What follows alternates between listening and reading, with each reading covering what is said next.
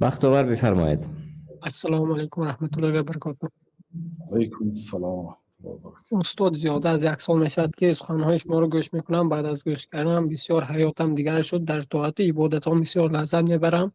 اما یک مصیبت شد، من گناه کردم و این لذت طاعت عبادت از من گم شد. دور بازگردم یا به سوی الله بازگردم. بله، گناه آدم خار میکند. نسأل الله سلامت و العافیه. گناه آدم حقیر میکند. گناه همین خیلی چیزی هست که حتی انسان در نزد آن آدمایی که از گناهش بیخبر است قدر و مرتبهش میفراید.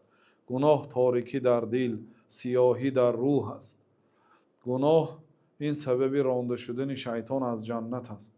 سببی رانده شدن حضرت آدم از جنت است. گناه این سببی تمام بلاها و مصیبت ها است. و خواهید که به حیات پیشینتان، به حیات پر از عبادت و لذتی از ایمان اگر برگردید، توبه کنید و کلمه گردانید و استغفار را زیاد کنید. و اگر گناه به حق آدمی دخلدار باشد، از اون آدمی حلال میشید.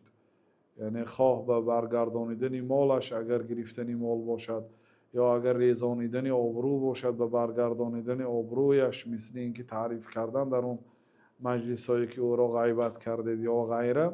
خلاصه از حق آدمی حلال می شوید اگر به حق آدمی متعلق باشد. اگر حق الله تعالی باشد توبه میکنه، پشیمون میشید، باز نمیگردید به اون گناه و استغفار را زیاد میکنید.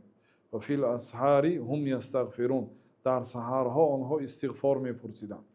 سحر یعنی پیش از اذان بامداد 1 ساعت 2 ساعت پیشتر استغفار را زیاد میپرسید. 1000 مراتبه، 10,000 مراتبه استغفار میپرسید. انشاءالله با صدقه میکنید، غایبانه دعا میکنید، انشاءالله کشاده میشد. بله، بعضی گاه آدم یک گناه میکند که دیگر لذت ایمان نمیچشد، لیکن به هر حال وقتی بازگشت به سوی الله تعالی کنید، توبه صادقانه کنید، الله تعالی کریم و رحیم و غفور و عفو است. والله تعالی اعلم.